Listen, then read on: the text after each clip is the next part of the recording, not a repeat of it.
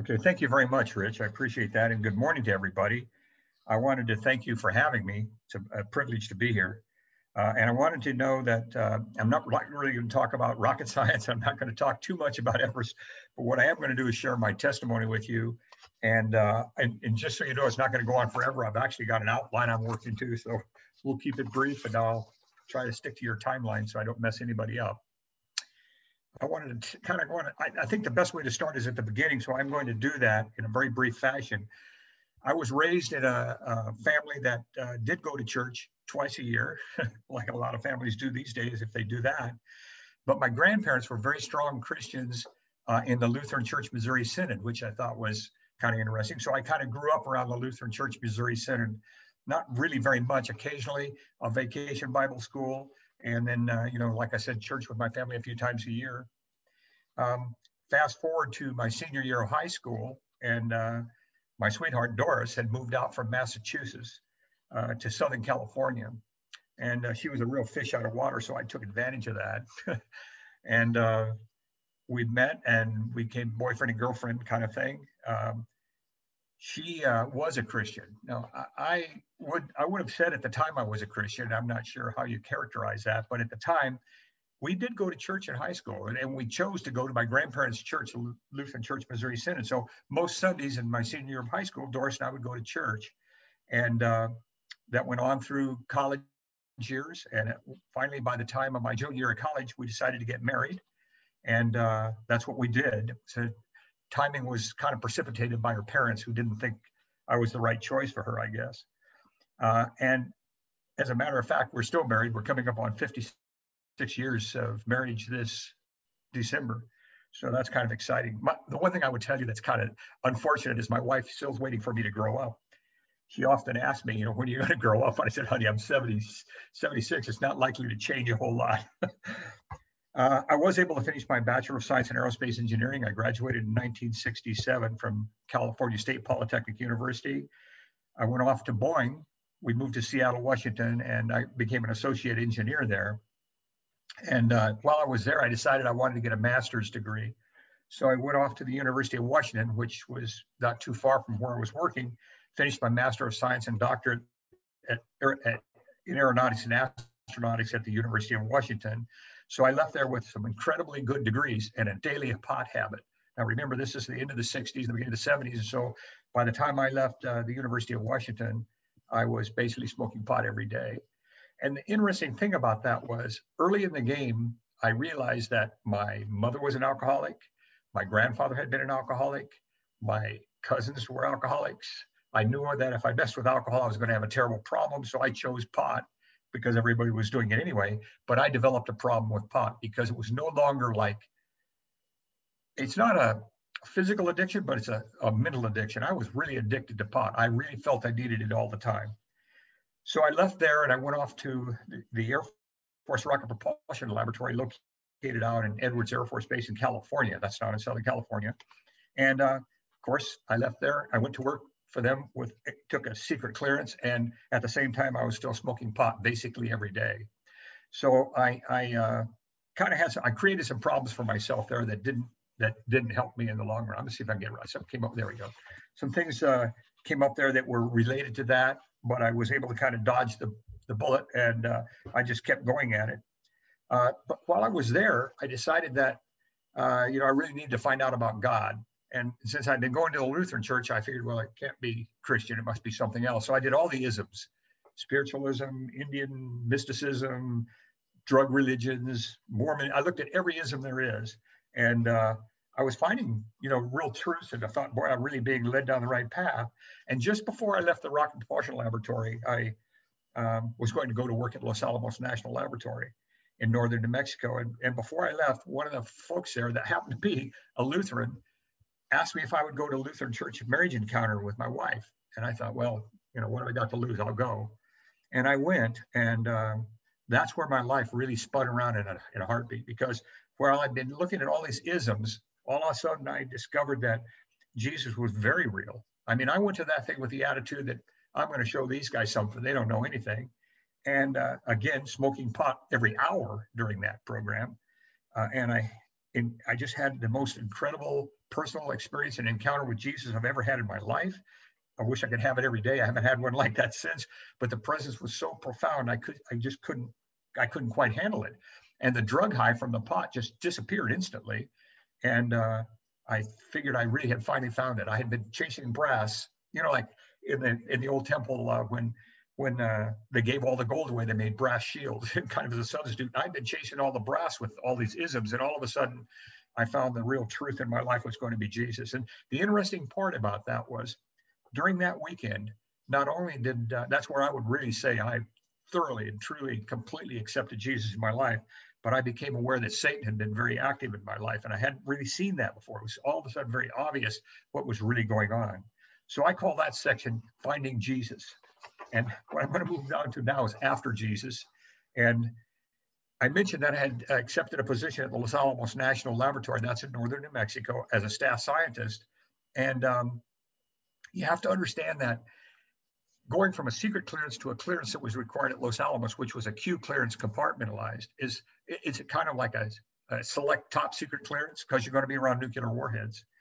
And they really investigated my background. And so when I got there, there was a problem with my clearance. Keep in mind, in my field that I was pursuing, with no clearance, I had no future, no career. If I hadn't have gotten a clearance at Los Alamos, my life was over as an engineer. Nobody would touch me after that. And so I'm sitting in a place they call the leper colony. That's where they put you, they isolate you there, and you're there until your clearance comes in. And you get about 3 or 4 months there before they say, whoops, something's real wrong here, out of here. I was getting on to about 3 months. But the interesting thing about the leper colony was every single day, there was a guy there that I met at a Bible study of all things. I'm going to New Mexico. I don't know anybody there. I'm now a Christian. So I started going to the Lutheran church, and one of the fellows there said, hey, I know where you really should go. You should go to this Bible study. So I started going to this Bible study, and there was a dear man named Jim Caldwell who also worked at the rocket lab, or at the laboratory, and he would spend every lunch with me. And he sort of discipled me, I guess, and coached me. So he became an incredible Christian minister. So I'm sitting in there, and during this time in the leper colony, I realized that the marijuana had to go.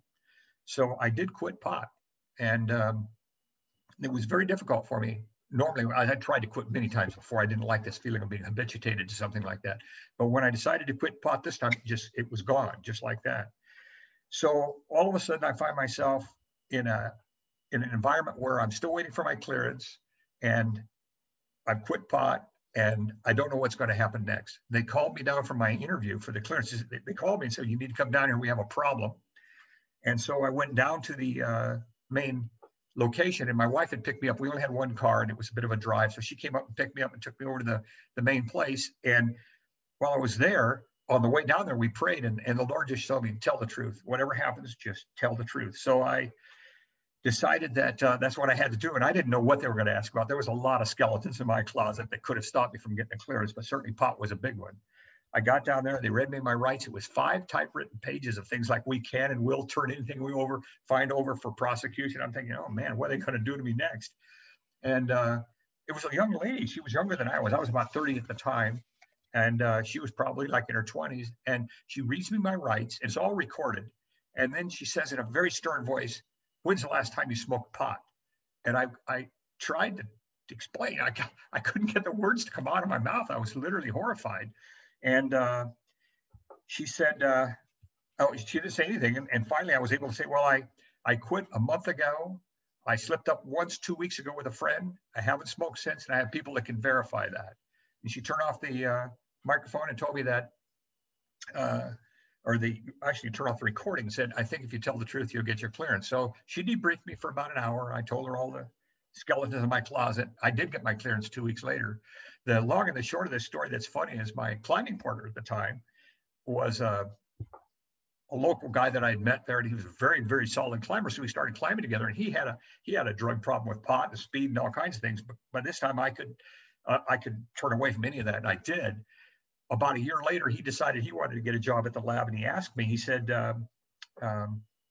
would you be a reference for me to get a job at the lab? And I said, yeah. And I said, but if they call you in about your clearance, you better tell the truth, because if you don't, and they find out, you're really through. So he went in for his interview. Same sort of thing happened to him. He got the leper colony. He went in for the interview, and they read his rights. And then the lady asked him, "When's the last time you smoked pot?" And Willie was his name. He said, 20 minutes ago. He didn't get the job. So I had found that by quitting marijuana, not only did it clear my head, but with this particular situation, I knew that drugs were over for me forever, because if I ever did them again and something happened, I would lose my career. And in addition, since I was quitting that, I quit pot. So I had Jesus came into my life and replaced those things in a very powerful way. I got involved in some charismatic churches. Pretty much because of that Bible study led me to churches that I would call charismatic, kind of the Assembly of God thing, but also interdenominational churches. And then they got me involved in Full Gospel Businessmen's Fellowship, which is a lot like what you guys do. It happens to be for both men and women, but people share their testimony and so forth. And I ended up sharing testimony with them for a few years off and on. And I really enjoyed that. All this put me along my path further and further, getting to know Jesus better and better. And in particular, I felt I had a real knowledge of what the Holy Spirit was all about. So I left Eastman Kodak. I got recruited. I left Los Alamos. I got recruited to go to Xerox in northern upstate New York, actually outside of Rochester. And they hired me in as a manager. And that did not go very well for me, actually. I was hired into an organization at the time that was very top-down management. You took credit for everything that everybody else under you did. And as a manager, my philosophy was, if somebody does a piece of work, you let them take the credit for it. They can do the pitches and all of that stuff. If it's bad, you take the bullet. Well, that didn't fly at Xerox at the time. And so I left there after about 9 months. And I thought, man, I'm really messed up. I'm living in upstate New York, no job, no real rocket science companies up here, totally out of my element. And I was speaking as a Full Gospel Businessman meeting in Rochester, and I explained that I just lost my job over at Xerox, and that things were looking kind of grim. I was coming up on the end of my severance package, and one of the guys came forward and said, I work at Eastman Kodak, and I think we could use you over there. We have just the right spot. So I got hired in at Kodak by a man that's a Christian, my first Christian boss. It was really, really a blessing. I stayed there, and I thought, I'm going to retire here. I'm staying for the rest of my life. And then I got recruited to go to Aerojet in Northern California, which is where I spent the bulk of my career. In fact, I just finished there when I met Rich. And it was really difficult for me to leave Rochester. I really liked my job. I really liked my boss. I really liked what I was doing. But the job that they offered me at Aerojet, I knew would lead to the kind of things I wanted to do long-term in my life. So I did take the job at Aerojet, moved my whole family back out to Northern California. I ended up staying there about 18 years. And in that process, as Rich mentioned, I built up my group from about 15 to where I became the vice president and chief scientist for Aerojet. I had a vice president of engineering and chief scientist for Aerojet. I had a group of about 1,050 engineers. And there were a lot of them had doctorates. It was pretty fun. In fact, when we did the project with Rich, I cherry picked the guys I wanted for that project. And it was an amazing group of men, and just a solid. The best engineering I ever did was under Rich's tutelage. I gotta say, that was fun. I really liked it. And the nice part about it was my package from Aerojet when I left included my pension early and all of that stuff. So I basically was covered. If those projects had failed, or power play, or those companies went out of business unexpectedly, I was still covered. So it was fun. I could really play and have a great time. And I just loved to work with the guys that Rich had put together. It was a great team. And then, of course, that led me to Rich's dad, which led me to the Vistage talks, which I started doing. And I'll tell you, it was a selfish thing, Rich. I don't know if you remember, but you had told me, you said, you need to talk to my dad because he's got these groups and they would go on expeditions with you. And it started another business. I've led like probably 30 expeditions, of which about a third or more of the people have come out of the Vistage group. So it's been a lot of fun. I've met a lot of really fantastic people. Thank you for that, Rich, by the way. And Rich's dad is an amazing guy too. He could easily be given this talk. So I retired from Aerojet. That was my first retirement. The first startup that was before Rich joined us went belly up as a bankruptcy. And that's when Rich stepped in and they picked it up. So that was my second retirement. My third retirement was when Power Play got sold. And of course, I didn't want to work for the people that bought it. And then I did expert witness work and I retired from that. So you can see that retirement's not working out too well for me. I really love to work. And so now what I've done, and I've finally gone from expert witness work, I was making $500 an hour, down to substitute teaching in the local schools. And believe me, it's very lucrative. I'm making $10 an hour. I can't believe I'm doing this, but it's keeping me on top of things. And I can share my faith in very subtle ways. I can show them that I'm a Christian and not tell them. And it's kind of interesting how that's worked out. I've been enjoying doing that. Now, the interesting part about all of this is after we moved back to Northern California, I started in what I would call non-denominational church groups like Calvary Chapel and that thing. And I really enjoyed that, made a lot of good Christian friends, got a lot of people in my accountability circle so I can be accountable to people. My faith was growing. We tried several different things. In fact, one of the churches we went to was based on, it was similar to a Brethren church. We went there for about 5-6 years, I guess. I really liked that very much too. But I kept dabbling with Lutheran Church, Missouri Synod. I kept thinking, you know, my roots are there, and I was baptized there, you know, all of that stuff. And so I kind of started going to the local church, St. Paul Lutheran Church in Auburn, which is a small, dying church. I'm absolutely convinced that I'm the youngest person in the place. And it's dying off, but it's ironic because I found so much strength in the Lutheran Church liturgy, because it just, we were talking, by the way, Paul, thank you for the book on the Apostles' Creed. I started that yesterday. But the liturgy in the Lutheran Church really was speaking volumes to me about my faith, what I believed. It characterized it well. And so we've been there now, I guess, going on to 6 or 7 years. And I'm doing my very best to be living a Christian life, and I'm enjoying very much the Lutheran Church. My wife always wants to go back to the other ones because they were exciting. It was much, much better music and worship and all of that. But somehow I think I've been called to be there. So I'm sticking it out as hard as it is.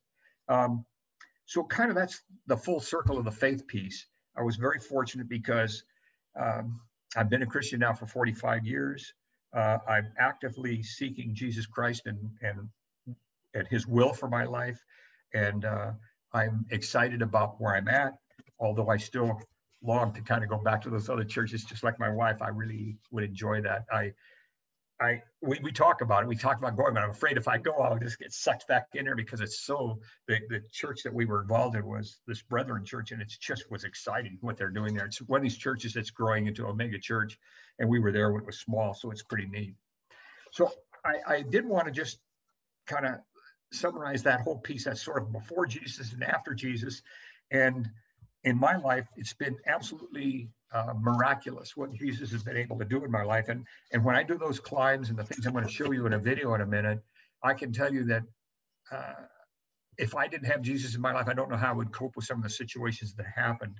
So I think what I'd like to do, if it's okay, Paul, I know I'm running a little bit ahead, but that's good. I won't mess things up for you today.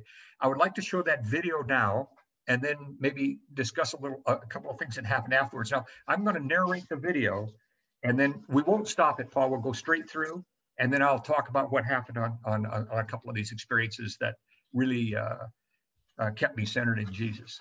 So if you'll roll that video. I'll introduce the video by telling you that this isn't clips off the internet or anything like that. These are things that I'm either doing or that I'm videoing. So these experiences are very personal. It's not going to be as high a quality as you might see on the internet, but it is my life in terms of the extreme sports piece. So I'll do that. And I think we're going to start here in a second. We're going to start with surfing, which we were talking about before the meeting. I love to surf. I surfed quite a bit this year, especially before my knee surgery. I've been surfing, body surfing since I was about 5 years old and surfing regularly. This is my backyard. This is where I live. This is the Middle Fork of the American. These are rafting trips I did. I took a lot of people rafting, a lot of Christian friends. This is a Garlic Falls run on Kings River. I have some of this footage. For example, I'm in this raft. I have this because it was in a movie, so I was lucky to get some of this footage. These rivers I'm showing you are all class 5. This is skydiving. I don't skydive anymore. I quit in 2000, but I did 400 jumps before I quit. And this is with my son when he was 16 years old at Lodi, California. I really enjoyed skydiving. Kayaking is something I still do, not so much now, but I did kayak recently. This is Sourgrass Ravine. These runs are all right in my neighborhood. This is called the Golden Gate Run because you have the same odds of surviving this run as jumping off the Golden Gate Bridge. This, I can literally see this rapid from my backyard. This is clip I'm showing you now is from the Grand Canyon. This is Lava Falls, and you can see I'm running through Lava Falls here in a kayak. I use a pretty small kayak, not as small as the one that did the skydiving with a kayak, but I love to kayak. It's probably the most, it's really amazing because once you're in the river, you're there. This is a slow motion of what we call the pencil sharpener. And you can see I actually get knocked upside down here, and I'm able to roll up. This was a lucky brace. You have a 50-50 chance of not rolling up in something like this when I came up. But I did the kayak. I kayaked the Grand Canyon again for the 8th time just last summer. So I do love kayaking. It's a good group of friends. I've been doing a lot of skiing out of helicopters and snowboarding out of helicopters. This is with the guys that do the X Games up in the Manichees and Caribous up in northern British Columbia. And these guys really scared me good. I'd never really done that extreme snowboarding before. This is recently, this is over in Utah. My son lives now in Utah. He got transferred there. So we ski a lot of a place called Powder Mountain. That's where we were skiing there. This is in the Chugach range of Alaska. And I'm skiing around here. This is with a chest mount GoPro. I'm skiing around here called Kiwi Junior. And these runs that we do out of helicopters up there are to dream for. I mean, they're absolutely amazing. The power is consistent. The runs average about 4,000 to 5,000 feet a piece. And you'll notice we ski them in pieces, only one at a time because you're in avalanche country. Rock climbing I've been doing since I was about 14. This is in Yosemite. This is called the View Climb. This is my climbing partner, by the way, for the last 25 years. Rich is a solid Christian man. We've had some amazing experiences together climbing. This is on El Capitan. It's how we sleep at night. And this pitch here is called the Great Roof. And I'm actually ahead of Rich, and he's following me up there. I've led that pitch about 5 times. I love that pitch. Then I got into what's called fixed object jumping or base jumping. And this is off a Half Dome in Yosemite. And here's a video of that jump. We did a 7-second delay off the top of this. And ironically, the only thing I've ever been arrested for in my entire life was that. I got caught and I went to jail for that. This is Mount Everest in Nepal and Tibet, right on the border between the two. This is the route we're climbing. I'm doing a very brief summary on this because I don't want to keep this video too long, but I really love being in this environment. This is an amazing place, absolutely amazing. I had the most incredible spiritual experiences here I've ever had. This is the south summit. The true summit of Everest is across the Cornice Traverse. You'll see it goes across this ridge, this knife edge ridge, drops off 3,000 feet on the left and 5,000 feet on the right. And there's the summit up at the end. Go through the Hillary Step, which a lot of people talk about. By the way, this video that you're seeing now is not mine. This is from 2 weeks after I climbed it. I don't have any video because my camera froze up and it was just me and one other guy. So here we are on the way to the summit. And on the summit, I'm on the summit here with Answering Sherpa. We spent 45 minutes up there without supplemental oxygen because we were going to run out, and we did run out on the way down. Turned around and started down. The next experience I'm sharing with you is on skiing to the North Pole. It's the hardest thing I've ever done. I don't want to ever do it again. This is very near the North Pole. And finally, when we got there, they came to pick us up in a helicopter. This is climbing in New Guinea. This is one of the 7 summits, undisputed 7 summits. This is Carson's Pyramid. This is down in in Antarctica. This is the Shin Vincent Col on the way to the top of Vincent. Pakistan, which was mentioned that I was there just a few years ago. This is K2. I did not climb K2, but I was there. That's the end of the video. And what I'd like to do is tell you a few stories about some of the stuff you saw there. First of all, Everest was a very interesting experience because I was teamed up with one guy from Great Britain. We were climbing in what's called a facilitated trip, not a guided trip. There was no guides. And Peter Leggett, who's 38 years old, and I were planning to climb Mount Everest together with Answering Sherpa. We were paired together with 2 other teams. One was a British-American team of 2 guys. They were climbing with two Sherpas. We were going to climb with 1. And then the Hungarian national team were climbing unsupported and with no oxygen. So these 9 climbers were all put together in base camp by a guy from Scotland called Henry Todd.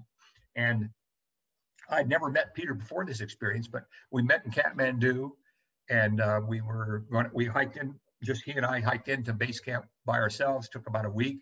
On the way in, we stopped by the village where the Sherpa that we were going to summit with was from, Pengboche, and we decided to go in and do a climb called Island Peak just to prepare. So we went in to do a 20,000 foot peak, and Peter immediately had problems with altitude. and acclimatization. He was really having a struggle. He was always kind of sick and nauseous and headaches and things. But I caught Peter doing some things on Island Peak that I felt were really dangerous.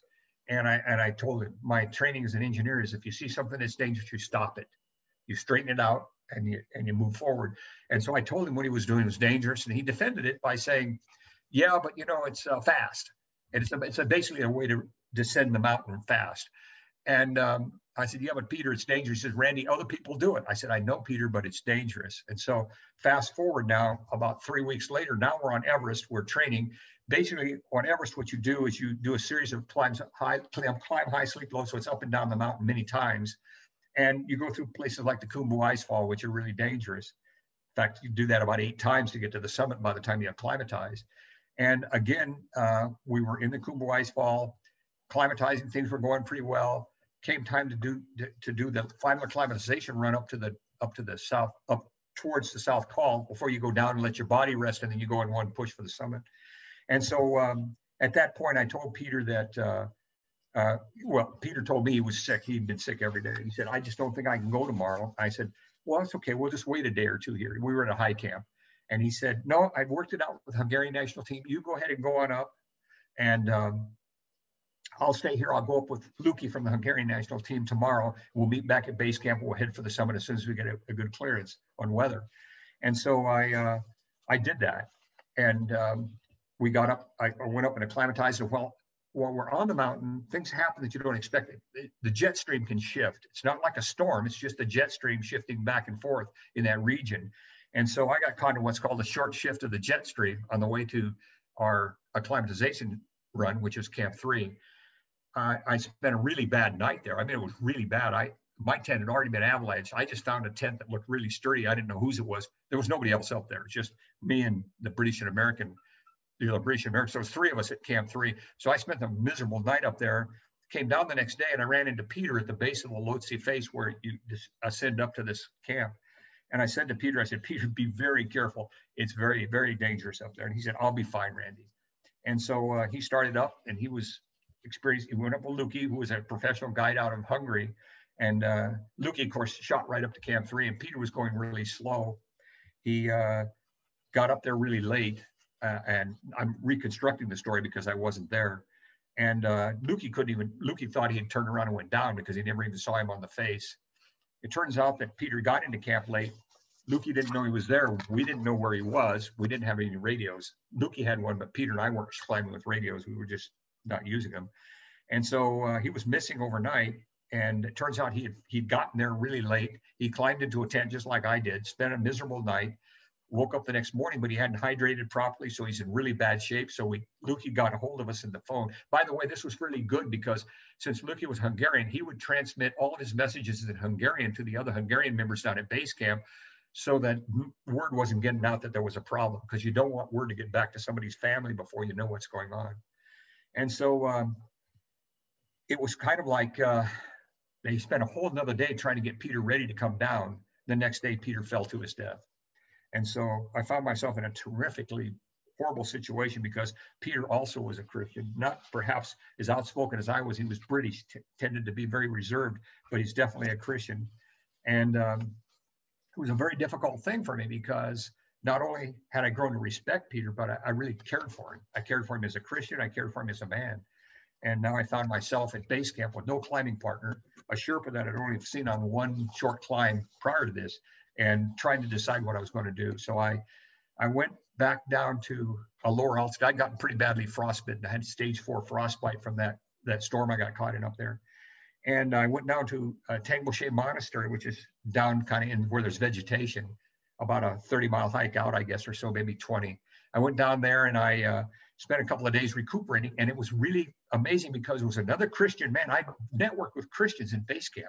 Remember, I'm in a society that's all Buddhist, and I'm basically networking with Christians at base camp.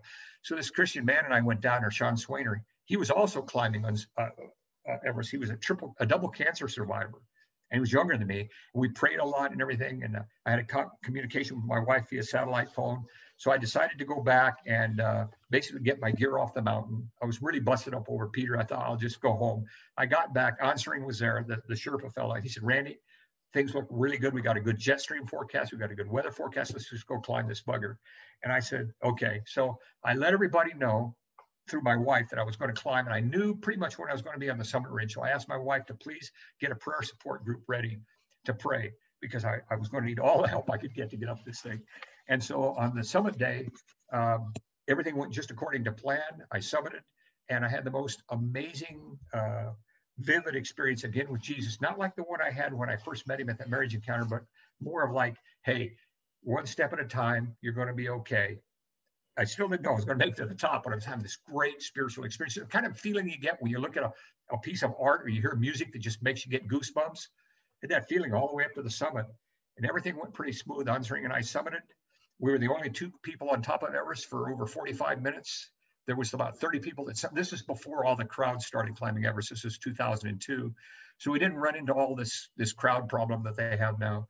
And I had just an amazing summit experience. Came back down, got down to base camp, and came home.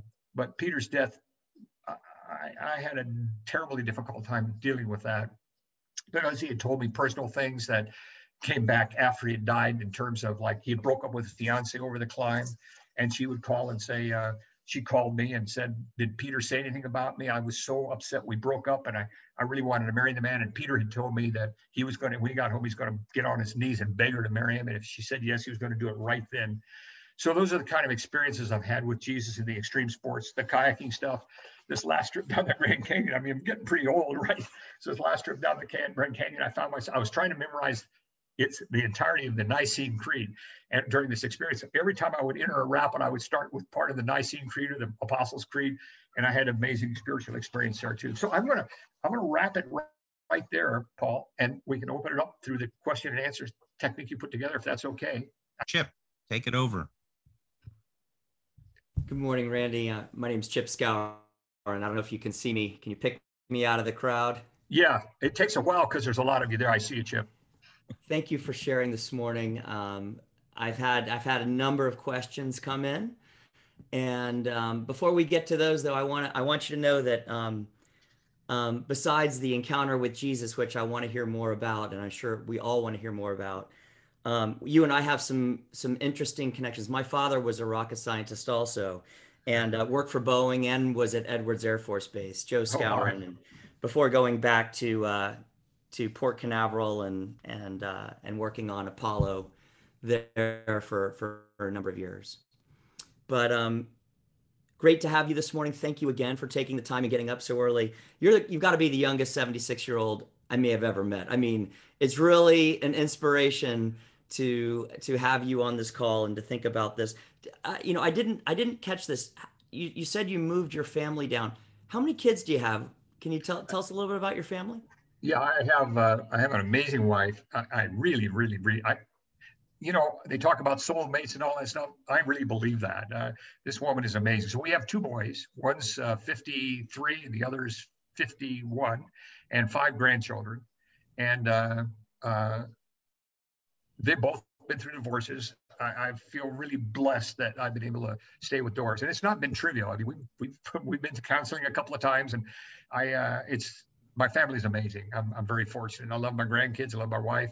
And everything they say about grandkids, by the way, is true. It's way better than having kids. I'd have skipped the kids if I could have. I think it had just the grandkids, but I have a great family, good support group. How many grandkids do you have, Randy? 5, all the way from 26 years old down to 17. Wow. Blessed. So one of the questions that we received specifically is, some of the men would really like to hear more about the encounter you had, the first encounter you had with Jesus. It sounds like that was your baptism in the Holy Spirit that weekend. It was an amazing experience. Can you tell us about that? Yeah, I can. That was truly an amazing. I'm not muted now. Am I unmuted? You can hear me okay? Mm-hmm. Yep, you're fine. That was an amazing weekend because if you haven't been to marriage encounter, the format is you scramble your watches so you don't know what time it is. You go into this group meeting. They share an event with you, something you're supposed to go back after an hour and then go back with your wife to your motel room sort of thing, and then work through this little exercise thing. Then you come back to the group meeting. Well, every time we came out of that thing, I'd smoke a joint. I'd go to my wife, I'd smoke a joint, we'd do the exercise. But then during the exercise, the Lord would sort of reveal to me what was going to happen during the next segment, because I had no idea what it was going to be. Every time we'd go back into the next segment, it's like I had a roadmap of already where it was going, almost like an outline of what they were going to talk about. And the other thing that was interesting, because it was Lutheran, and I showed up there on a Friday night, the way Satan worked in that was unbelievable. We left our kids with a very good, dear friend. Our two boys at that time were like young, like 9 and 11. We left them with a friend, and on the way down there, one of them fell out of a tree and broke his wrist in 2 places with a floating fracture. So we get down there, and they said, we have an emergency phone call for you when I check in. And the emergency phone call was a doctor saying, you got to get back out here to Lancaster right away. Your son's got a very bad fracture. I said, look, there's nothing I can do for him. Are you taking care of him? Right? Yes. I said, he's with people that love him. I mean, Satan was trying to get me not to go to this thing. I'm absolutely convinced of that. So the doctor chewed me out real thoroughly, but I stayed. I made sure that my son was being taken care of properly by my friends, good Christian friends. So I go into this whole weekend with the attitude that I'm going to just tear these people apart. These guys don't know anything that I know so much, and they know so little in relation to spiritual things, you know. And as I went through the weekend, the Lord, every time before the next session, would unveil what was going to be about. And I was just going, this is really weird, you know. I mean, it was almost like surrealistic. And so after about 20 of these sessions, they finally had communion at the very end of the thing. And by this time, I found myself absolutely really loving these people and caring about them. And the experience I had was, it wasn't like I saw Jesus there or anything, but it was like I was just completely overwhelmed. I mean, I don't know how to describe it. I wish I could have an experience like that again. It was absolutely amazing, but I'm not chasing the experience. But it was what it took to get me to the point where I knew that Jesus was real. These other things might have had truths in them, but they weren't the gold that Jesus was, that all I needed was Jesus. I didn't need all these other things. And the interesting thing about it was, because I had been smoking a joint every hour for like 20 hours or whatever it was, that high just dissipated instantly.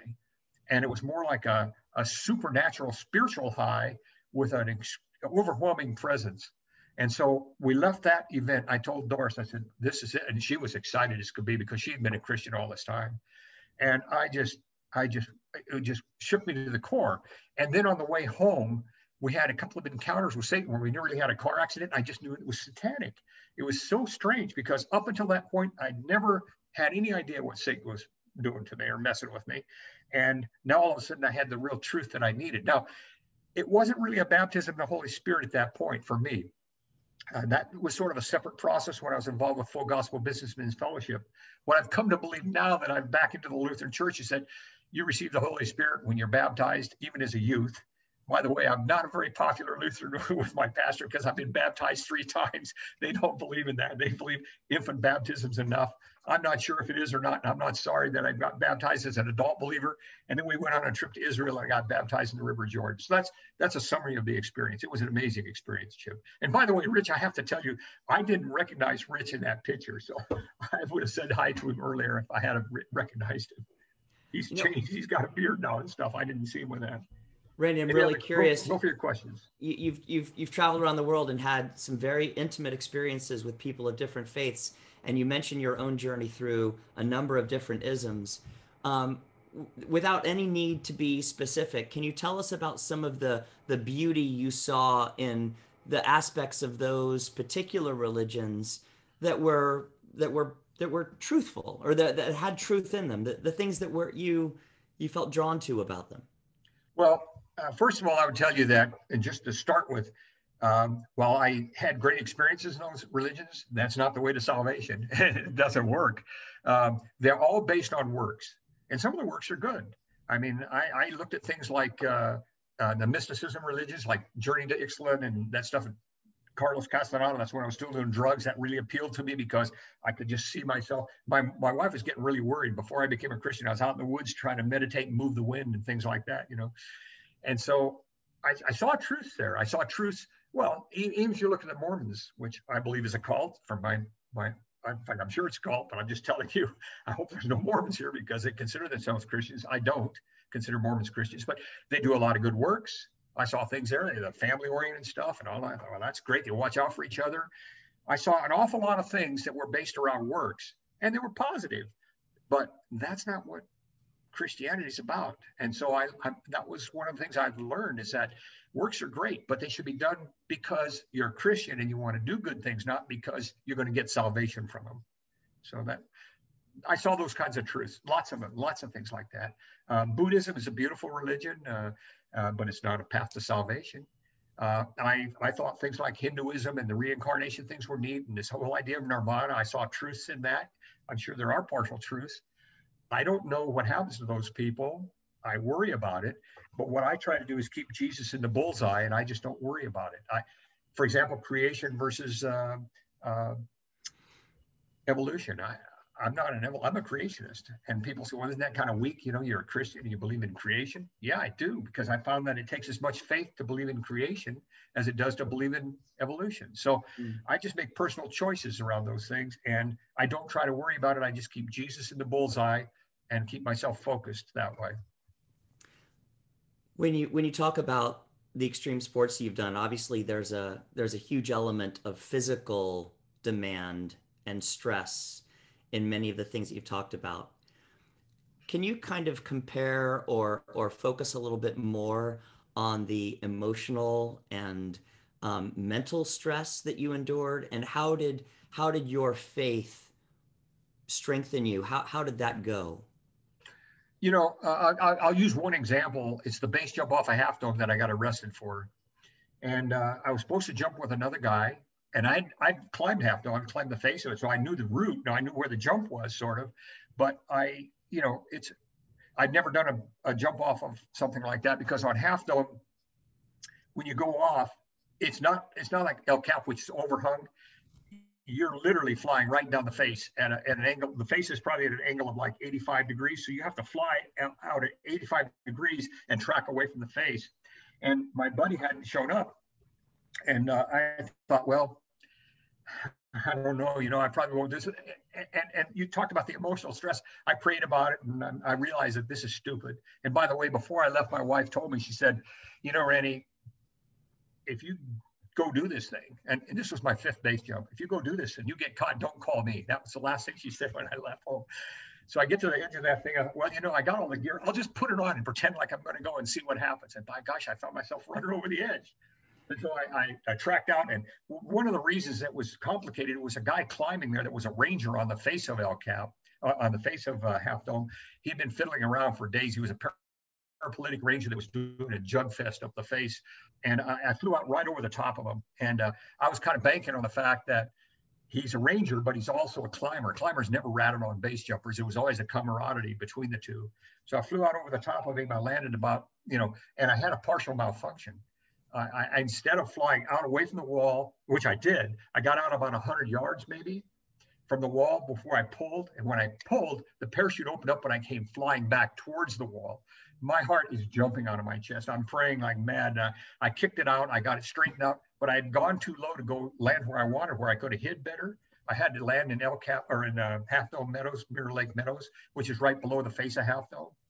And it was really freaky because I landed and there was nobody there. I thought, great. I just packed my parachute up and I thought, well, I don't have time to pack this here.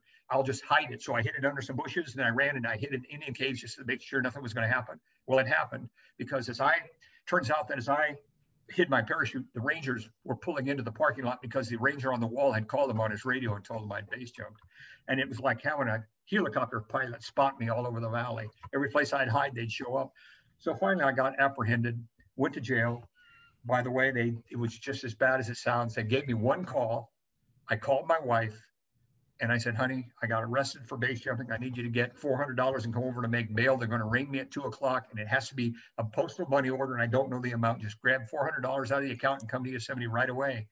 And she said, one call. I don't want to drive to Yosemite. I said, well, what am I going to do? And she says, I don't know. You figure it out. Click. So I found myself in jail with no bail in Yosemite. I got out on my own recognizance finally. I went back to work with a top secret clearance at the time. I had to tell him what happened. I go to my boss. I said, his name was Bob. I said, Bob, I got arrested. He said, for what for? And I'm sure he thought it was something stupid like drunk driving, which I don't drink. And I said, for base jumping. And he looked at me and said, base jumping, what's that? So I explained it to him. And now he asked me the only question you can't answer in this scenario. He said, base jumping. And I explained it. He says, isn't that kind of stupid? So how do you answer that question? You know, if you say, yes, you look like an idiot. If you say, no, you look like an idiot. But the best part about the story, and I'll wrap it up right here, was that a year later, he and I were in a meeting it was a Tom Peeters video feed meeting. Tom Peeters is a famous management consultant, along with Stephen Covey and others. It was a really neat meeting. And the one thing about Tom Peeters, he likes to throw up charts or slides that will they have shock value to them, but they're real, right? So he throws up a chart and he says, mind you, I'm sitting next to my boss, the one I had to confess all this to, right? This is a year later. He throws up a chart. He says, I wouldn't hire anybody that hasn't been to jail at least once. So I looked over at Bob and I tapped him on the shoulder. I said, check that box off. So the whole thing in that was, Jesus saw me through that whole thing. It turned out okay, but it was scary. And I did have a lot of apprehension. So these extreme sports do take me to a place where I often find myself going, is this wise? And then I pray about it and I get a peace and I get centered and then I do them. Same thing with kayaking. You enter a big rapid like lava falls. You really have to have your mind in the game. And part of that for me is my spiritual being, to get my body, my mind, and Jesus on my side and enter in that rapid. So you've been married 56 years. Yeah. You've given us a couple of hints of the intimacy and the role that your marriage has played in your life. Can you tell us about, or maybe contrast and compare the challenges of extreme sports with 56 years of marriage? Marriage is harder than extreme sports. If you kayak a rapid like the one I showed you from the Grand Canyon or Lava Falls, once you're in the rapid, you're going to be there for 2 minutes or whatever it is, and it's over, right? Marriage is different because you face all the same kinds of crises in your marriage. I mean, just as extreme as entering a rapid like that or jumping off a half dome, but they don't go away right away. And it's much more difficult to deal with another human, even though we're both Christians, when things aren't going the way that they should. And often I'm the problem. My wife is really and truly, she will get sainthood. She deserves it for putting up with me, but she's also stubborn. So we get in these places sometimes where we can't get it sorted out. And that's been difficult. I truly, truly love my wife. I'm very, very fortunate to have her in my life. And I won't jeopardize, I wouldn't jeopardize that relationship for anything. You can take all the extreme sports, all the accomplishments, the engineering degrees, and you can throw that in the trash can compared to my marriage. My marriage has been much more work than that, but it's worth every effort I've put into it. It's been worth it. And without Jesus, I am confident we would not be married right now. When I was out trying to move the wind, she was getting pretty much at wit's end with me. Yeah. Last question. And look, it's not just from one person. Tell us about UFOs. Tell us about what now? Unidentified flying objects. Oh, well, actually, I came in one 76 years ago. They dropped me off and said, "You're on your own." It's a really interesting thing about UFOs because I look at the universe and it's huge, and I don't see any problem with life on other planets. I mean, I know some Christians would. I don't particularly. I don't know that we're unique. The Lord talks a lot about mini mansions and all these kinds of things. I don't know if we're a unique species in the whole universe or not. I don't know if there's more than one universe or not. But what I do know is it was created. One of my big hobbies is astronomy. I love astronomy. I spend lots of times behind an eyepiece and I look at that and I go, how can somebody that's an astronomer be an atheist or an agnostic? If you look at this, you go, this is incredible. As an engineer, I see the engineering behind it. I see the creation behind it.